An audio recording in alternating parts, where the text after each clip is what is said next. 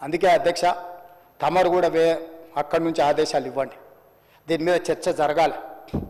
Media మిత్రులకు కూడా నేను అడుగుతున్నా, మీ సంఘాలు ఏవైతున్నాయో సంఘాల నాయకులను కూడా అడుగుతున్నా, ఎవరో జర్నలిస్టులు లిస్ట్ ఇవ్వండి. జర్నలిస్ట్ అనే పదానికి డెఫినేషన్ ఏందో ఇవ్వండి, ఆ లిస్ట్ ఇవ్వండి. ఆ లిస్టులో ఉన్నోళ్ళు ఇట్లా తప్పు చేస్తే ఏం శిక్షిస్తారో మీరు నిర్ణయించండి. ఆ లిస్టులో లేనోడు జర్నలిస్ట్ కాడు, జర్నలిస్ట్ కానోడిని క్రిమినల్ కిందనే చూస్తాము. ఆ క్రిమినల్స్ని ఎట్లా జవాబు చెప్పాలనో గట్లనే చెప్తాం. ముసుగేసుకొని వస్తే ముసుగు ఊడవికి బట్టలు గుడ్డలు ఊడదీసి కొడతా అని చెప్తున్నా. నేను తమాషా చేయొద్దు. నేను కూడా మనిషిని, నాకు చీమునెత్తురుంది.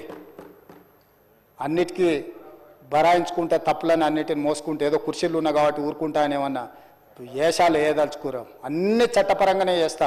చట్టాన్ని పరిధి నేను దాటను.